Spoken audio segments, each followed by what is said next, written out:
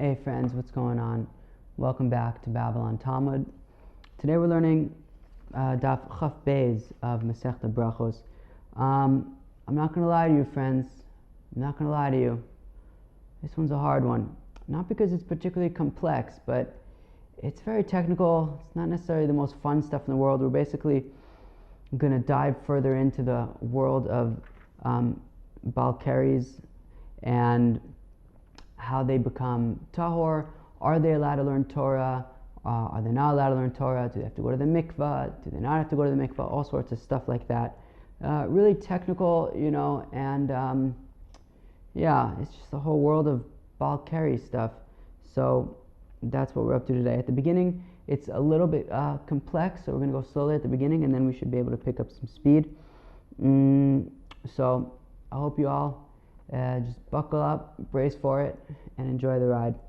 So we're going to start on Daf Chaf Aleph Amud Beis, about 6 lines from the bottom or so, 2 lines into the widest lines by Tanan. So now, before we start, I need to make a little bit of an introduction. I have to introduce some concepts here. The concept of a Zav, and the concept of a Nida, the concept of Mishameshes, whatever. Here we go. What's a Zav? So basically, okay, now a Zav is when a man has something come out from his body that is neither sperm nor urine. It's some other thing. I don't exactly know what it is, but it's called Ziva. Now, if a man sees Ziva either twice in one day or twice in 2 days, he becomes what's called a Zav. Now that means that he is an Av HaTuma. Yeah, Tuma has been coming up recently a few times. We haven't really gotten into Tuma, so we don't need to really get into serious explanations of Tuma. But basically, there's Avi Avos HaTuma, which is like a dead body. That's like the highest level of Tuma. After that comes an Av HaTuma, which is like somebody who touches a dead body, a Metzora, somebody with Tsaras, a Zav, a Zava, a Nida, people like that. And then people who touch them become a Rishon L'Tumah, and then if that touches food, they become a Sheni L'Tumah. Tumah is a whole world. But anyways, a Zav becomes an Ava Tumah. He's Tameh he's Tameh until he has 7 days without seeing any Ziva. When he's done with that, he goes to the mikvah and he becomes Tahor. Now, he can go to the mikvah during those 7 days from today till tomorrow. It won't make a difference. He's still going to be Tameh until he has 7 days without seeing Ziva. Next, Anida. Anida is a woman who, during her period, sees blood. The first time that she sees blood, she becomes a Nida, Mida Oraisa, for 7 days. Also, like the Zav, she is an Avatuma, and she's Tameh for 7 days, and that is that. She can go to the mikvah however many times she wants during those 7 days. It won't make a difference. She's Tameh for 7 days. Okay? Awesome. Next.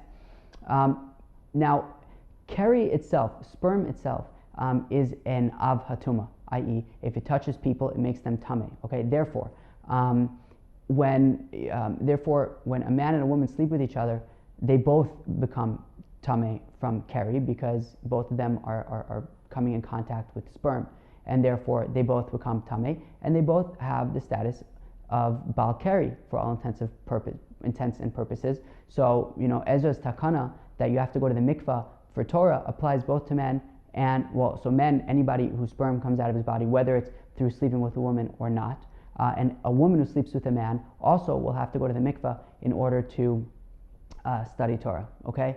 Now, with that introduction, let's do it. So, Tanan, Zav Shira Keri. So now, what happens if you have a Zav, but he sees Keri? So, on the one hand, he's a Zav, which means that when he going to the mikvah for having seen Keri he's still going to be a Zav, right? So the bigger picture of Tumah won't go away from him when he goes to the mikvah for seeing Keri, okay? V'nida shapalta shechva zera, right? And what if you have a Nida, right? So let's say you have this woman, right? And she was not a Nida, right? Because a Nida is not allowed to sleep with a man. Right, a man who sleeps with a Nida is called a Boel Nida, and he becomes Tameh pretty much just like her for 7 days. So now, she wasn't a Nida, she slept with a man, Great. She then became a nida, okay? And then once she was a nida, and she had already gone to the mikveh after sleeping with that guy, so she didn't have tumas keri, okay? Now she became a nida, and now when she's a nida, she was poleta shechvazer, which means that the sperm from the man who she slept with before she became a nida then came out of her body and was metame her, okay? So now, again, she's like a similar situation to a zav, i.e. she's already a nida, which means that, going to the mikveh now, she's still going to be a nida, yet she does have this tumas keri. Does she have to go to the mikveh for that in order to study Torah or not? And next, and then hamishamesh is veras adam. If you have a woman who slept with a man and didn't go to the mikveh, so she has tumas keri from having slept with this man, and then she saw Adam, i.e. then she became a nida. The only difference between this case and the previous case is that in this case the keri preceded the nida, whereas in the previous case she was a nida first, and then when she was poleta shechvazera, she became a tamei with keri. Okay, fine. So tzrichin tefillah. So the Tanna Kama says that in all of these cases, for them to learn Torah, they need to go to the mikveh, even though there is a larger tumah at play over here, the zav and the nida, right? And by going to the mikveh, there's still going to be a zav and there's still going to be a nida. So the going to the mikveh isn't going to make them tahor, yet they still have to go to the mikveh because of the gezerah of the takana of Ezra, that you have to go to the mikveh if you have tumas keri in order to learn Torah.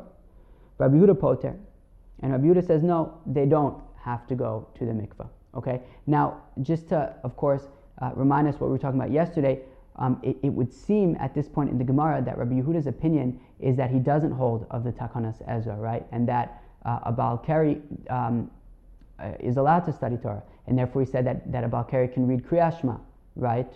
Because a Baal Keri is allowed to learn Torah. So now we're saying over here that in these cases, Azav Shara Keri, Venida Shara Shechvazera, Mishameshes Verasanida, in all these cases, Rabbi Yehuda is saying that she doesn't have to go to the mikveh. So on the one hand, that would make sense, right? Because he says that Baal Keri in general doesn't have to go to the mikveh in order to study Torah. Okay, fine. Now, Adkan lo pater Rabbi Yehuda el bizav shira keri. So now we're going to say, but one second. In this Mishnah, we're going to say that Rabbi Yehuda only says that a zav who then saw keri after he was already a zav, that is when Rabbi Yehuda says that he doesn't have to go to the mikveh. D'meikara lav bar tevilahu, because when he saw keri, he was already in a situation, he was already a zav, he was already in a situation where going to the mikveh is going to have no effect on his status of tumah and tara, because he has to see 7 days without seeing ziva before he can even think about going to the mikveh to become tahor. Aval bal keri greda mechayv, but we're going to argue that Rabbi Yehuda would say that just a regular Baal Keri would have to go to the mikveh in order to study Torah. Meaning we're arguing that Rabbi Yehuda says that in this Mishnah, a Zav Shara Keri doesn't have to go to the mikveh because it's not going to make any difference to his Tumah and Tara status. But a regular Baal Keri would have to go to the mikveh, which is a question on what we've been assuming up until now, which is that Rabbi Yehuda says that a Baal Keri would not have to go to the mikveh to learn Torah. And if you're going to say no, not true. Rabbi Yehuda would even say that just a regular old Baal Keri does not have to go to the mikveh, and neither does, of course, a Zav Shara Keri. Okay. Well, then why does the Mishnah say that Rabbi Yehuda is poter by a Zav who saw keri, implying that just a regular person who sees keri would have to go to the mikveh to study Torah? So the Gemara says, no, it's just as we saw this logic on Daf Tesvav, right? Lo diacha kochan derabanan. No, really, Rabbi Yehuda says that a Baal Keri never has to go to the mikveh. So why does it say that Davka a Zav Shara Keri doesn't have to go to the mikveh? No, the whole Zav Shara Keri thing is only to show you the degree, the extent to which the Rabbanan require you to go to the mikveh, that even a Zav who by going to the mikveh won't matter, he'll still be Tameh, he'll still be an Avatuma, still they say, the Chacham say that he has to go to the mikveh if he sees Keri in order to learn Torah. But one second, Ema Seifa. But what about if we, read a bit further in the Mishnah where it says Hamshameshes v'ras adam tzricha tvila, that if you have a woman who was she slept with a man before she became a nida, so she had tumas keri. She hadn't gone to the mikveh yet, so therefore she had tumas keri. And then she became a nida. So, but the tumas keri preceded the tuma of nida. So leman katanila. What is that doing in the Mishnah? Why is it there in the Mishnah? So let's read on a second. If we're saying that the chiddush of a mishameshes v'ras nida is for the Rabbanan, so we're going to say pshita. We don't need it for the Rabbanan. Obviously, the Rabbanan would say that mishameshes v'ras nida needs to go to the mikveh, right? Hashta umazav shira akeri, right? A zav who saw Keri. That at the time that he saw Keri, he wasn't even in a state where going to the mikvah would make any difference because he was already a zav, and yet mechayve rabbanan, and yet the rabbanan say he has to go to the mikvah. Hamshameshes v'ras adam, right? Somebody who's right, mishameshes v'ras adam d'mei ikara. That initially when she saw Keri, she didn't see Keri, but when she became tummy with tumas Keri, bas tvilahi, she was in a state where she could go to the mikvah. She wasn't yet a nida, and going to the mikvah would 100% work, and she'd be able to learn Torah. Lo kol shekain. Obviously, what the Chacham would say that she should have to go to the mikvah. So mishameshes v'ras nida, being there in the Mishnah, is completely extraneous if we're going to say that it's needed for the Rabbanan, because obviously she would have to go to the mikvah to learn Torah. If a zav shira keri, or also a nida shapata shichva zera, were basically the same, concept. If they have to go to the mikvah. So Elalav, Rabbi Yehudahi, no. So you know what Mishameshes v'ras nida there is doing there? It's for Rabbi Yehuda to teach a chiddush to Rabbi Yehuda. That meaning, if we would only have zav shira keri, and Rabbi Yehuda says that it's pater, I might think that Rabbi Yehuda says that it's pater over there because at the time that he saw keri, he was already a zav, and at that point, going to the mikvah won't matter. He's still a zav. But maybe I would think that according to Rabbi Yehuda, in the case of mishameshes v'ras adam, that at the time that she became tameh with tumas keri, so she was a bas tvila. She was in a situation where if she went to the mikvah, it would make her tahor. So I might think that Rabbi Yehuda would say over there that she should go to the mikvah. Kamash malan Rabbi Yehuda that she doesn't go to the mikvah in that case. Because, right, even though at the time that she saw that she became tamei with tumas keri, she was in a place where she could go to the mikvah and become tar, still Rabbi Yehuda says that she doesn't have to go to the mikvah. So the chiddush is for Rabbi Yehuda, and what? V'davka katani la mishameshes v'ras nida ein tzricha tvila, and we're davka saying that a mishameshes v'ras adam doesn't have to go to the mikvah. The implication being, a bal keri greda mechayev. But a bal keri alone, but a regular bal keri, Rabbi Yehuda would have to go to the mikvah. So we see that Rabbi Yehuda says that a regular bal keri does have to go to the mikvah in order to study Torah. Friends, if you followed for that part, that was the hard part, okay? That was the hard part. Cool. We're good.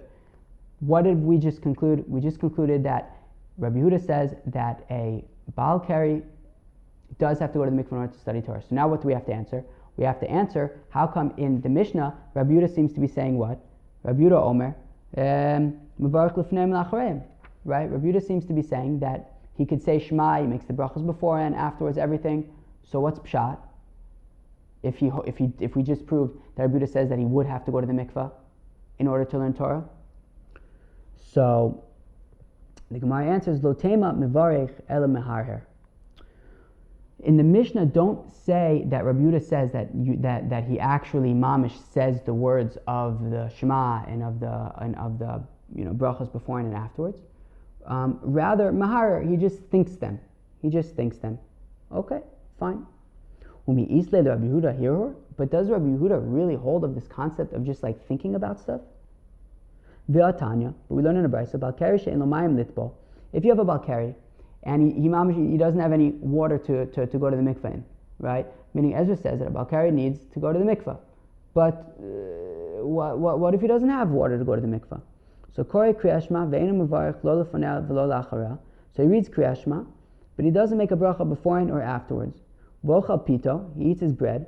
Mevarich la'acharei, and he benches. Ve'enu mevarich lefanei, and he doesn't make a bracha beforehand.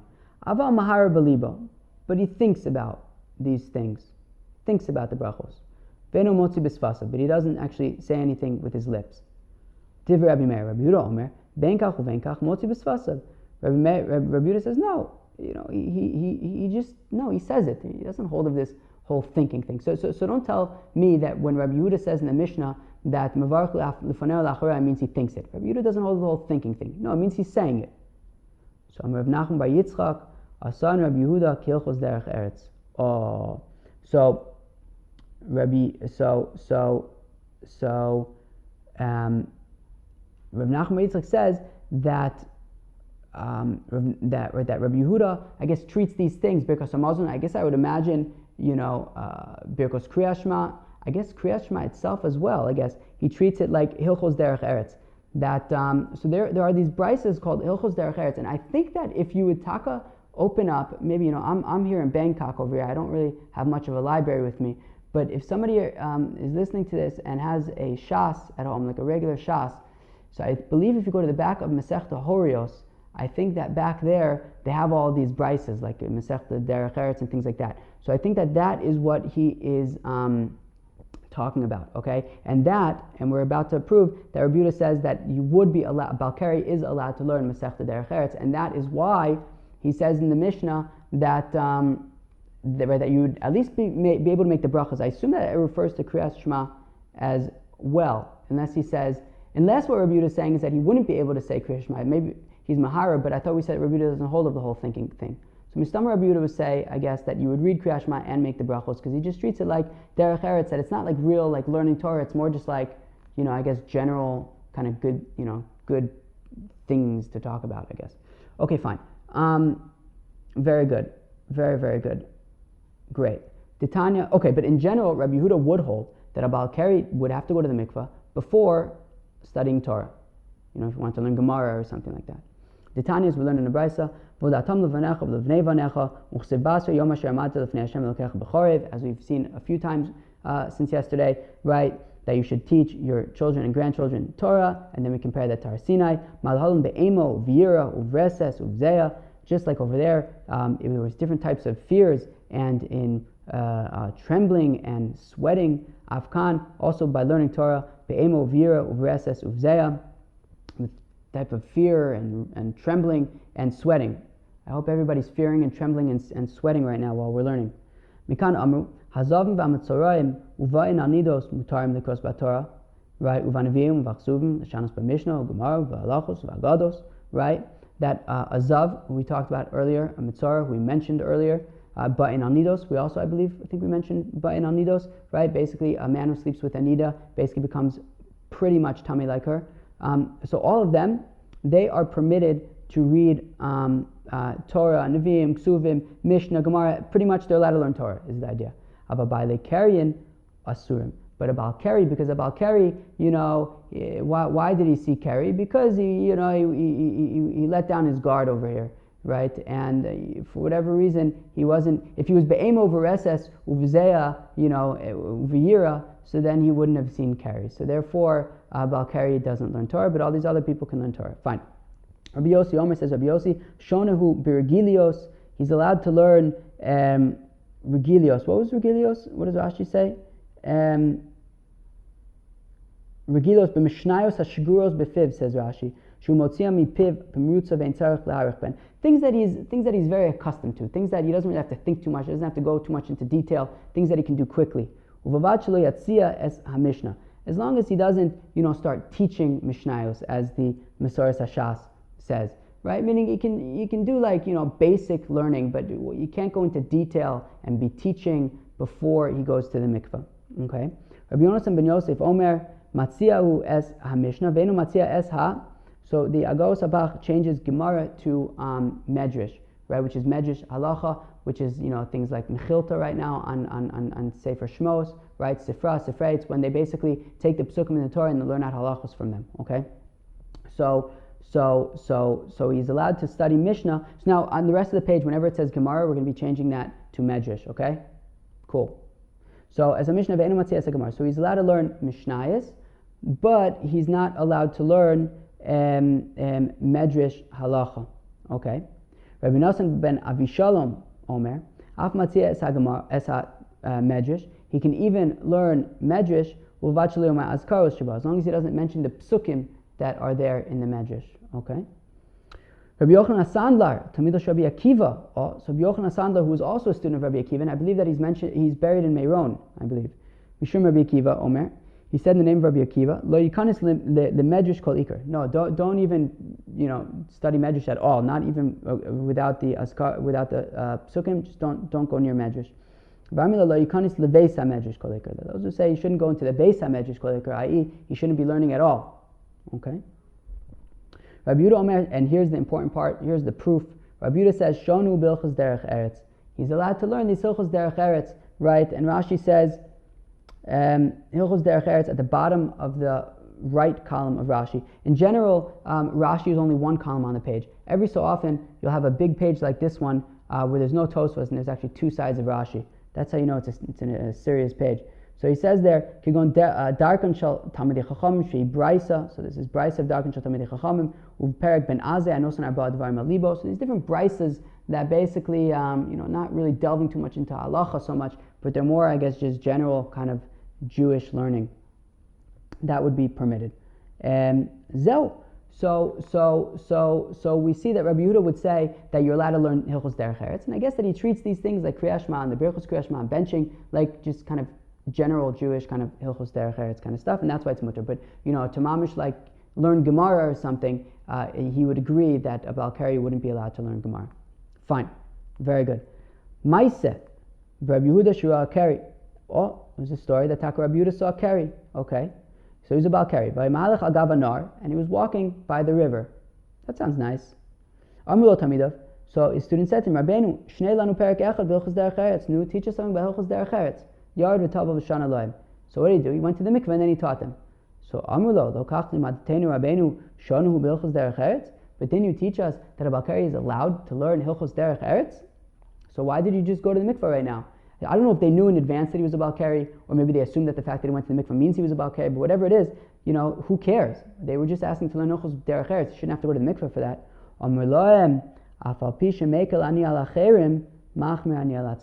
Even though I makel on other people, and I say, other people don't have to go to the mikveh in order to learn Hilchos Derech Eretz, I'm machmir on myself, and I nonetheless do go to the mikveh in order to learn Hilchos Derech Eretz. Okay. Tanya. So we learn in a brisa. Rabbi Yehuda ben Beseira Omer. Oh, okay. Super, super important teaching of Rabbi Yehuda ben Beseira. And this is how he passes. So some people here might be thinking to themselves, wait, this is crazy. If I'm a Balkari, if I'm a Balkari or if I came in contact with Keri, I can't learn Torah. So don't worry. Rabbi Yehuda ben Beseira Omer Zak Tehelika Rabbi Yehuda ben Beseira Ein Divrei Torah Mekablim Tumah. Boom. Divrei Torah are not Mekabel Tumah, and therefore a Balkari is allowed to learn Torah. And this is how we paskin. So Maaseh b'Talmid, that's why we don't have to go to the mikveh every single time before we go to learn Torah. Maaseh b'Talmid echad shem megamgem l'mayla Rabbi Yehuda ben Beseira. So there was taka a story with a student who was mumbling by Rabbi Yehuda ben Beseira. Why was he mumbling? Because he was a Balkari, so he didn't want to be saying the words of Torah, so he was mumbling. Amrlei b'ni. So Rabbi Yehuda ben Beseira told him, hey, buddy, my son, open up your mouth and let your words shine forth. She'en divrei Torah mekablim tumah, because divrei Torah are not mekabel tumah. Shene'amar, as the pasuk says, halo kol dvarei ke'esh ne'um Hashem. Right? My words are like fire, says God. Ma'esh ena mekabel tumah, af divrei Torah ena mekablim tumah. Just like fire doesn't receive tumah, divrei Torah don't receive tumah. Amar Mar, we said earlier, matzia es ha-mishnah, ve'enu matzia es ha. Who can remember? Not me. Medrash. You're allowed to learn Mishnayos. You're not allowed to learn Medrash. Misayeya le Rabbi Eli.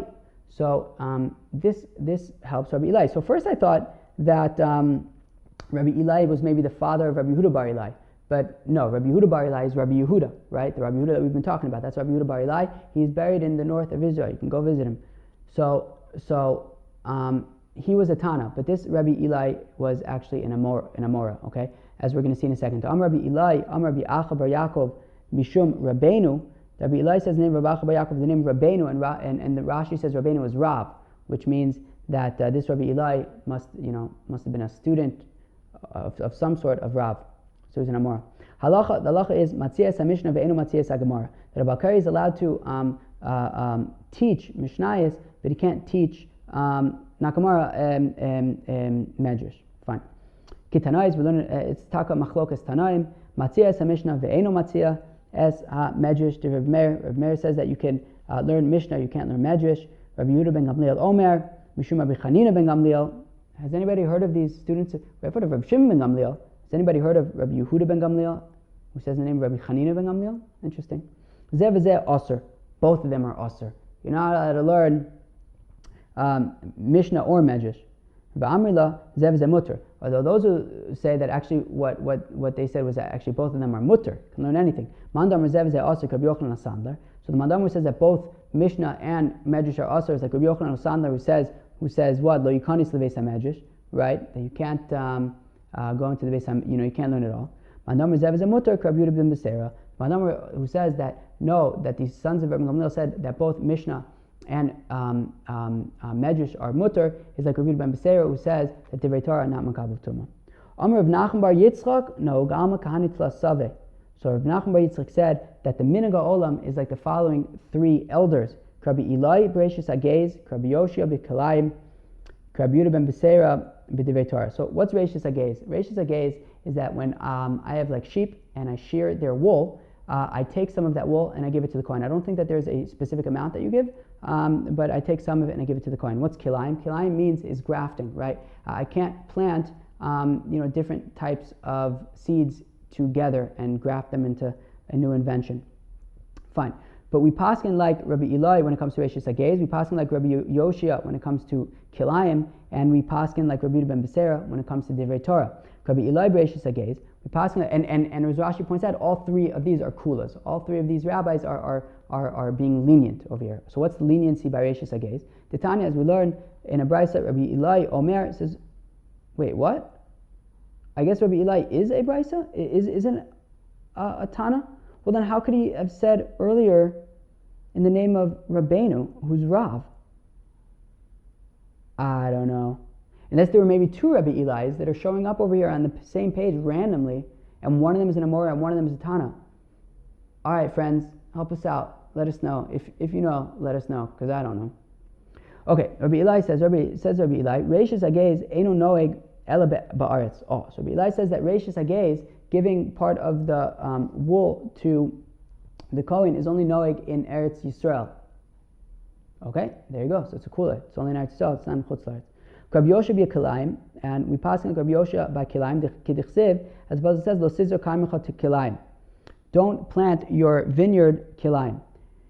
Rabbi Yosha Omer, Le'olam Eno Chayiv Ad Shizor Chita V'Sor V'Chaitzim B'Mapolas Yad. So Rabbi Yosha says that by Kilayim you're only Chayiv in the following specific way. When you plant wheat and barley and grape seeds together, that is when you're chayiv in kilayim. Any other combination of seeds would be acceptable, and apparently we seem to pass in that way. Okay. Rabbi Yehuda ben Beseira b'divrei Torah, the Tanya Rabbi Yehuda ben Beseira Omer, and divrei Torah makabel tuma, and we pass on Rabbi Yehuda ben Beseira by divrei Torah that divrei Torah not makabel tuma, and that's how we pass in, and therefore we say a Balkari is allowed to learn Torah. Fine. Weiter. Kasa Zeiri, when Zeiri came, Amar bitlua l'tvilusa, so they said that they were mevatel going to the mikvah for a Balkari. Okay, very good. Ve'amrila bitlua l'ntilusa. So those who say that no, that they were mevatel washing your hands, nitilas yadayim. Mandamar bitlua l'tvilusa Rabbi Yehuda ben Beseira. Mandamar says that they were mevatel going to the mikvah for a Balkari. That's like Rabbi Yehuda ben Beseira says ein divrei Torah makabel tuma. Mandamar bitlua l'ntilusa ki adu Rav Chizda la'ita mandam hader amaya be'ilan slosa. If you remember from a few days ago, this was on Daf Tesvav. Rav Chizda cursed anybody who would, go too far searching for water during, when he had to daven Shachris. So they said that because of that, they were mevatel, washing your hands for davening. But I think that we do. Oh no, I think that he said that was. I don't know. Didn't we say that that was specifically for Kriyas Shema, that you don't go after it, but for Tefillah you would? But even then, it's only the specific distances that you would go. Tanu Rabbanan, the rabbis taught Balkari shenasnu olav tisha kabin mayim tar. Oh, so here's the new concept. Okay, this is the concept of tisha kabin by a Balkari. Okay, tisha kabin is so a mikvah, like a mikvah that we're familiar with, is there's different halachos of mikvah. I'm not super familiar with all the halachos of mikvah, but I am peripherally familiar. So there's basically a stream, which is a ma'ayan, and there it has to be running water, and there I don't think that there's any particular shear for how much running water there has to be. But then there's also like pools, right? Mikveh mayim, which are the mikvahs that we go to, in our respective neighborhoods. So if we go to those mikvahs, anyways, so those are pools, and those have to have a shear of 40 sa'ah of water. Okay, I don't know exactly what a sa'ah is in common terms, but rest assured that our mikvahs have at least 40 sa'ah of rainwater. Okay, now tisha kabin, a kav, I don't remember how many kav are in a sa'ah. I don't remember if it's maybe 4 or something like that, but basically tisha kabin is much less than 40 sa'ah. And the thing with tisha kabin is basically taking a shower. That's tisha kabin, right? You have 9 kav of water that's being poured over you, like in a shower. So that's what tisha kabin is. And now we're saying Tanu Rabbanan, Balkari shenasnu olav tisha kabin mayim tahor. A Balkari who basically took a shower, so he's going to be tahor. Nachum ish gamzu lachshal Rabbi Akiva. Nachum ish gamzu whispered this halacha to Rabbi Akiva. Rabbi Akiva lachshal ben Azai. Rabbi Akiva whispered this halacha to ben Azai, i.e. they were like keeping it kind of this halacha. They wanted to protect this halacha. They didn't want too many people finding out about this halacha. I guess people hadn't yet found out about Rabbi Yehuda ben Beseira's opinion, or at least not accepted it, which is that divrei Torah b'chal aren't mekabel tumah. So I guess they were still assuming that you have to go to the mikvah if you're a Balkari. And then came out this halachic innovation that you can actually just take a shower and then you can learn Torah. So they were kind of like keeping it on the down low, just the people who knew. So Nachum ish gamzu, who I guess was Rabbi Akiva's teacher. So he whispered it. That itself is a whole story about Nachum ish gamzu. He would always say gamzu l'tova. I think it might be a story in Tainus, but I don't remember it. I think he's the one who fell asleep for 70 years, right? I think. Anyways, so Rabbi Akiva lachsha ben Azai, ben Azai yatsa v'shana l'tamidav b'shuk. Then ben Azai went out and publicized it, taught it to his students in the market, i.e. in public. So pligiba trei amorai b'ma'arava. So two amoraim in Eretz Yisrael who argue about exactly what ben Azai did. Rabbi Yossi bar Avin, Rabbi Yossi bar Zvida. Chad tani shana v'chad tani lachasha. So one of them said that ben Azai went and mamish publicized it in the market. He taught it in the market. And the other one says that he just whispered it in the market. Mandatani shana. The one who says that the one who says that Ben Azai Mamish went and publicized it to the students in the market is Mishum Bittul Torah, Mishum Bittul Peri Vrivya. He said because look, why did Ben Azai publicize it? Because he says, wow, this is the most important halacha since sliced bread, right? Because even though sliced bread I guess isn't really a halacha, but anyways, because he said, look what's happening. This whole going to the mikveh thing, with all due respect to Ezra HaSofer, it's a pain in the neck. Right, and not only is it a pain in the neck, it was leading to Bittul Torah. Right, people were Balkaris and they weren't learning Torah because they were Balkari. They didn't make it to the mikvah for whatever reason, and they just weren't learning. Right, that's not a good thing. Bittul Peri Vriva, or the opposite. You have people weren't women and men weren't sleeping with each other because it was a headache. Then what? And then they have to go to the mikvah afterwards. So it was kind of messing up the order of society. So when Ben Azai heard you can just take a shower and be done with this whole story, he mamish ran out to the market and taught it to all the students. Umandatani lachasha, the Mandamar says no, he didn't run out and publicize it and teach it to the students. He whispered it, gently, calmly to the students. So you shouldn't have Talmidei Chacham by their wives like chicken that I guess just running for to sleep with their wives all the time. Rather look, you should know that there is this Tisha Kabin thing. It is easy to sort of be able to just take a shower and go back to learning. But at the same time, you didn't want to necessarily just go and publicize it like, hey, hot off the press. All you have to do is take a shower and you can go back to learning Torah, and then everybody's just going to be sleeping with their wives all the time. Okay, Seder. Amar Rabbi Yana Shemaiti Shmakilin ba, Shemaiti Shmachmirin ba. So Rabbi Yana says, look, I've heard that there are people that are makil to do Tisha Kabin, and there are those who are machmir to say that you have to davka go to a regular mikvah. Okay? Okay. And anybody who's machmir themselves to make sure that they get to a mikvah, we lengthen his days and his years. I don't know why, but we do. Okay. So that sounds like a nice thing. Amar B'Shulman Levi, Zakta B'Shulman Levi, Mativan Shel Tov LeShachrin. So B'Shulman Levi says, what's the point of the people who go to the mikvah in the morning because they're Balkaris? Mativan, what do you mean what's the point? Ha'iyu Amar Balkari also b'divrei Torah. Isn't he the one who said yesterday on Chafal from the Beis that a Balkari is also b'divrei Torah? Of course there's a benefit of going to the mikvah in the morning. That way he can learn Torah. Hachi Kamar. This is what Rabbi Shulman Levi was saying. Mativan Ba'im saw Efshar B'Tisha Kabin. Why, what's the point of going in the mikvah if you can just take a shower? Mativan B'Tvila Efshar B'Nesina. How come you should have to dunk in the mitzvah, in the mikvah, if you could just, take a shower and pour it over you? Okay. Amar B'Chanina, says Reb Chanina, gather Gadol Gajuba, they made a big fence around it. Titania, as we learned in Abraisa, right? So it's taka very good to go to the mikvah. Why? Because as we learned in Abraisa, there was a story with a fellow that he was looking for a woman to do an avera with. His tummy wanted to sleep with her. Amrlo, she said to him, Reika, you idiot, right? Do you have 40 sa'ah that you're going to go to a mikvah? I don't see a mikvah around here. Miyad perish. Oh, so that was enough. So then he said, you're right. And he turned around ashamed and he went on with his life. That sounds like there's a certain rabbi in town in Jerusalem that my good friend of mine, Yosef Gutman, my chavrusa of 8 years, we used to joke around that all of his stories kind of end in like a unrealistic, positive, utopian kind of thing like this. Like some guy wanted to do an avera and then something happened and he became a Baal Tshuva. And like all these stories are always like this. So this also, some guy, he wanted to go with a prostitute and then he had to go to a mikvah, so he didn't go. And I'm sure he also became a big tzaddik. Anyways, Amalu Ravuna the Rabbanan. So Ravuna said to the Rabbanan, Rabbosai, my rabbis, how come you guys are mizalzel in this tefillah and you don't go to the mikvah? Imishum tzina, if it's because it's too cold, so after b'mechatzos, so you could just go in a bathhouse. So Amalei Rav Chisda said to Ravuna, V'chiyesh tefillah b'chamin, okay, are you allowed to go to the mikvah in just a regular bathhouse? Amalei Rav Ada bar Ahava koi kavasech. Ravuna said, look, Rav Ada bar Ahava agrees with you that you would have to, I guess, go to like a regular mikvah. You can't just go in the bathhouse. But the point of the bathhouse, I think, is that Tisha Kabin.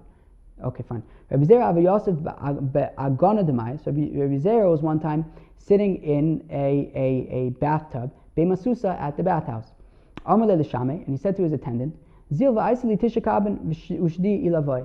Go get Tisha Kabin and pour it on me. Amalei Rabbi Chia bar Abba. So Chia bar Abba said to Rabbi Zera, Lamalei Lamar Kulei Hai. Why are you asking for Tisha Kabin? You're right now immersed inside more than Tisha Kabin. Amalei Kaibayim Sa. Rabbi Zera said it's like the 40 Sa'ah. Ma'arbayim Sa betvila v'lo b'nesina. Just like the 40 Sa'ah, you have to dip in them, and you can't. Right, a mikvah, you dip, you immerse yourself in the mikvah, and you don't pour the mikvah over you. After Tisha Kabin b'nesina v'lo b'tvila, the Tisha Kabin also, you pour them over you, kind of like a shower. You don't dip inside of them. Okay, fine.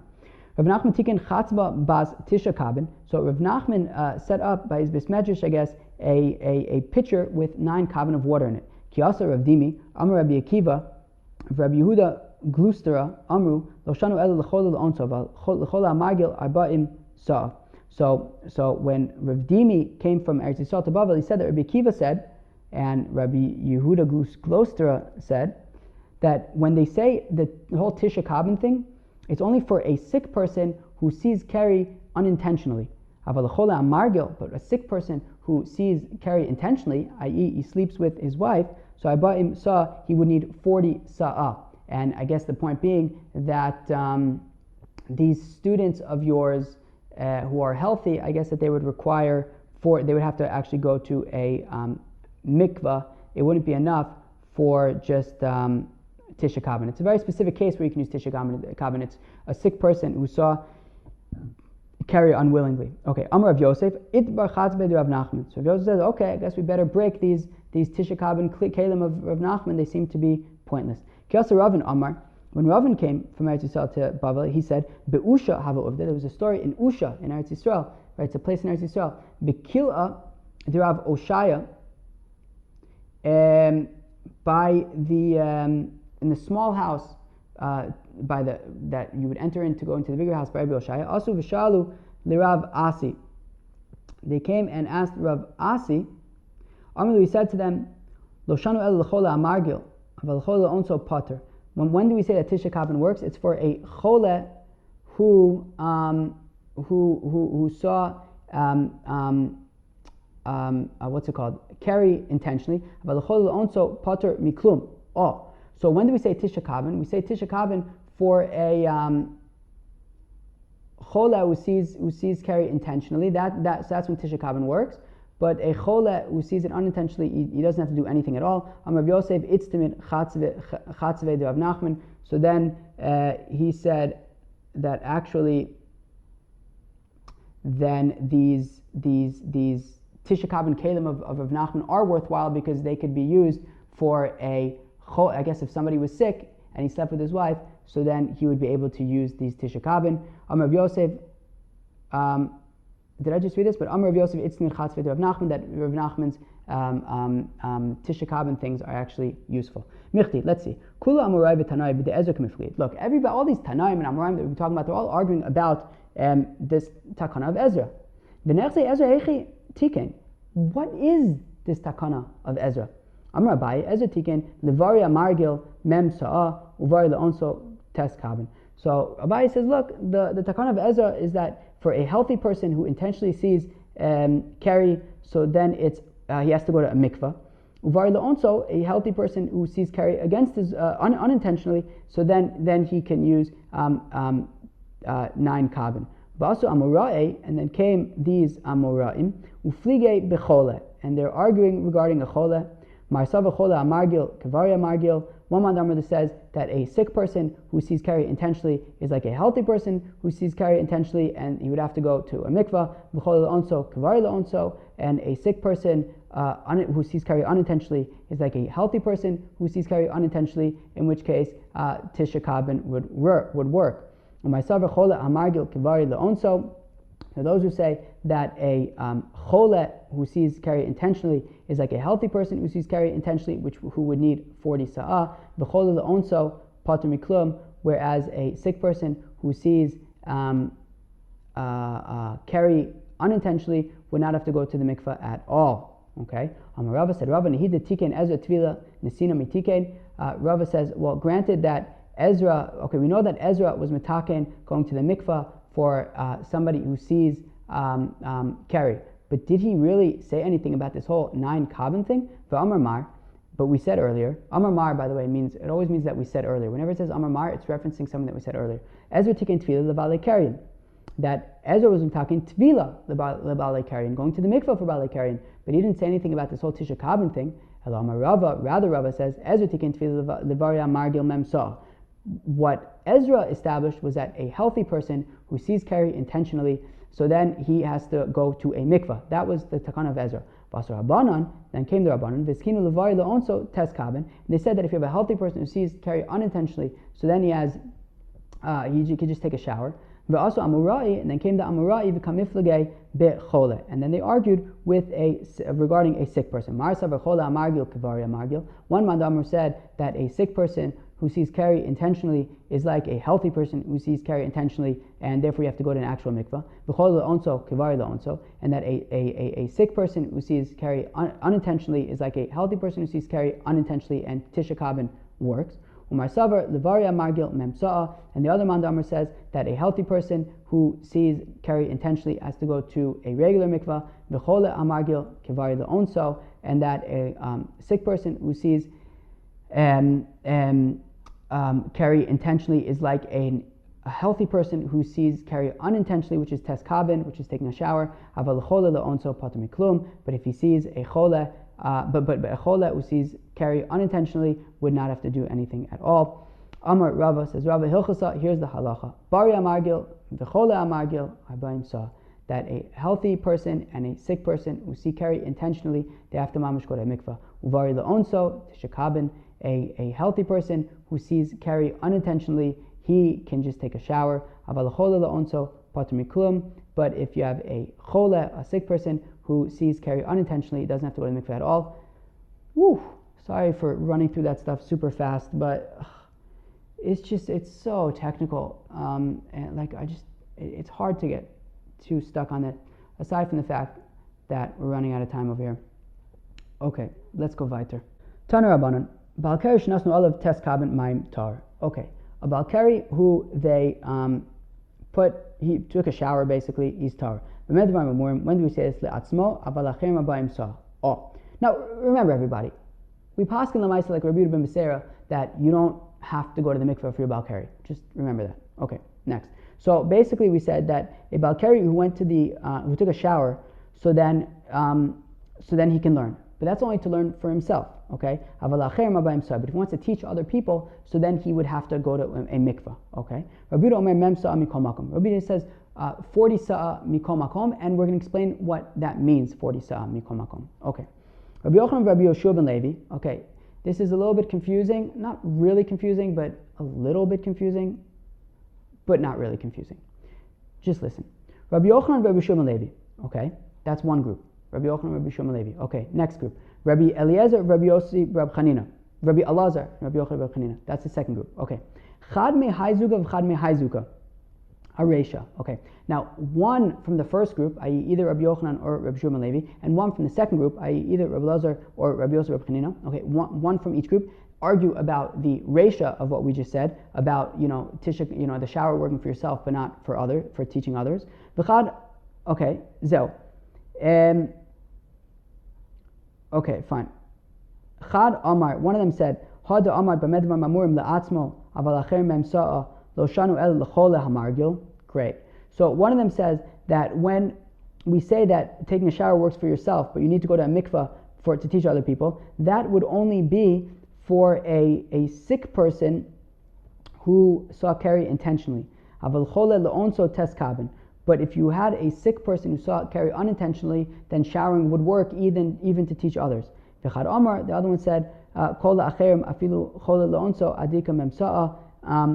the other one said that no, even to teach other people, you always need to go to the mikveh, even if you are a chole le'onso. Weiter. Okay, and then one of the rabbis from the first group and one of the rabbis from the second group then argued on the seifa about Rabbi Yehuda's opinion. What was Rabbi Yehuda's opinion? So Chad Amar, Rabbi Yehuda mem sa'a mikol makom lo shanu ela bekarka ava bekelim lo. So one of them says that when Rabbi Yehuda says that mem sa'a mikol makom, that you can go to the mikveh and 40 sa'a, however these 40 sa'a might be, right, and that's for teaching other people. So that is only if the 40 sa'a, i.e. the mikveh, is built into the ground. But Bekalim, I'm imagining something more like a above ground pool or like an above ground bathtub, something like that. You would not be able to go to the mikveh. That wouldn't count as a mikveh for being able to teach other people. And the other one says no, you can even go to the mikveh in like an above ground mikveh. I understand according to Manda Amar says that you can go to the mikveh even Bekalim. That's why Rabbi Yehuda says, right, 40 sa'a of water, however they are, right, whether they're in the ground, whether they're in the kelim. But if you say that, Rabbi Yehuda says that when you go to a mikveh, it has to be underground, so what's the mikol makom mean? Like, no, however it might be. So the asuye ma'im shuvin. No, it means that when it's in the ground, even ma'im shuvin. So you can even go to a swimming pool to go to the mikveh for Baal Keri. Which, by the way, for men to go to the mikveh, just like if they want to go to the mikveh like on Friday before Shabbos or something like that, all you really need is a swimming pool, right? Because for men it's not really tumas tar. For women, for tumas nida, it's a different story. But for men, it's really about Keri, really. And as we see, even ma'im she'uvin, even just a regular swimming pool would work for that. I believe that that's correct, at least according to some people. Rav Papa, Rav Huna, Brei, Rav Yoshua, Rav Bar Shmuel, Krichu Rifta B'adei Adadi. So Rav Papa and Rav Huna, Brei, Rav Yoshua. I'm not sure if that's Rav Huna, but anyways, and Rav Bar Shmuel, they were eating bread together. Amalu Rav Papa, Havali Ledidi Livroch Dinfol Ilavai Tes Kaban. So Rav Papa says, let me bless. I don't know if that means like to make the bracha of Hamotzi to be motzi everyone, or to bench. I kind of would like to assume that it's to bench, because benching is like more significant, be motzi other people, but I can't say for sure. But let me be motzi you guys, because don't worry, I took a shower this morning, you don't have to worry about Kerry. Amlu Rava Bar Shmuel said to Tanina, but we learned, usually Tanina means a Mishnah, but I think here it just means we learned, but Medvar Mamurim, Le'atzma, Vala Acherim, Mem Sa. 1 second. And Tisha Kabin only works, taking a shower only works for yourself, but for to be motzi other people, you would have to have 40 sa. Oh, rather let me do the blessing because I went to a mamash mikvah. Amalu Rav Huna havuli lididi livroch teleka ilavai lohai v'lohai. Whereas Rav Huna said, no, let me do the blessings because I wasn't even a balkari to begin with. Okay. Rav Chama used to go to the mikvah, davka, mamash mikvah, on Erev Pesach, so he could be motzi people. I guess he would lead the seder and be motzi them and like all sorts of brachos and stuff.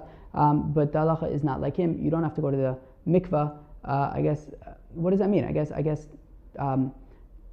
taking a shower would work to be motzi people, brachos and stuff. But again, the Maisa, we pass, you don't have to go to the mikvah in order to study Torah because we hold like Rabbi Ben Beser. So new Mishnah. He was davening and he remembered in the middle of davening that he's taka balkari. Lo yafsik ali yikatzer. So he doesn't stop, but he does shorten each bracha so that he can finish quicker. Okay. I guess implying that a balkari shouldn't really be davening. Okay. Yoreditbo, if he went to the mikvah, im yachol lalos u'liskasos blikos achlo tehei achama yalav yiskase v'yikra v'mlav yiskase b'mayim v'yikra. Oh, so if he went to the mikvah, fine, very good, and then he realized, like, wait a second, it's going to be sunrise. So if he can get out of the mikvah, put on his robe, and read Kriyat Shema all before sunrise, so then he should do that. He should get out of the mikvah, put on his robe, and read Kriyat Shema.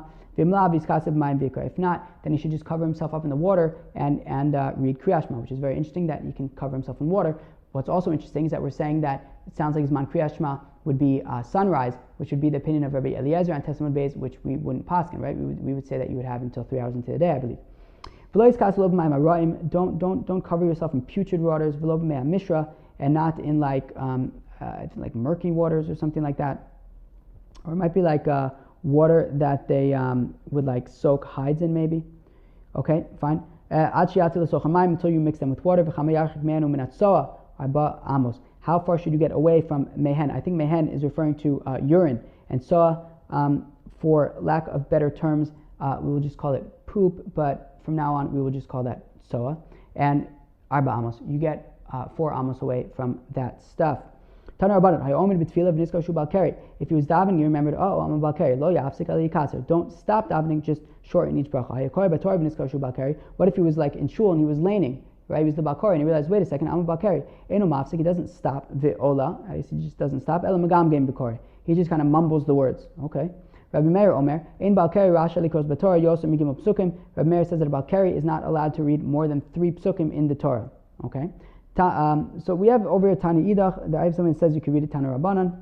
Haya Omer b'tfilah, if he was davening v'ra tsoa kenegdo, and he saw that there was tsoa opposite him. So mahalach lefanav achi yizukena lachorav talad amos. So what do you do if there's tzara? Tzara, it could be human excrement, it could be dog excrement, whatever this might be. You're not allowed to daven if you could see excrement, right? So what do? So you walk until it is 4 amos behind you, which is also interesting because it sounds like you're in the middle of Shemon Esrei. It sounds like you stop your Shemon Esrei, you walk until it's behind you, and then you continue. Vatani l'stadin. 1 second, we have a brayso that says no, you just have it go to your sides. Lo kasha de efshar de lo efshar. Depends. If there's like a river in front of you, so you can't really walk too much ahead, so you just walk until the tzoa is to your side. If you're able to walk so that it's 4 amos behind you, so then you do that. What if he was davening? I think he finished his davening, and then he finds that where he was davening, there was tzoa right there. So even though he sinned, his tefillah nonetheless is acceptable. Rava asked the kasha on Rava, but it says 1 second, the offerings of evil people is a disgrace, and he's an evil person because he didn't pay attention to where he was davening to make sure that there was no tzoa there. Rather, since he sinned, even though he prayed, his prayer is an abomination and it's no good. Wow, friends. I feel a little bad that I mamish ran through this stuff, but it was a hard one, right? Would you guys agree with that? Let me know. Peace.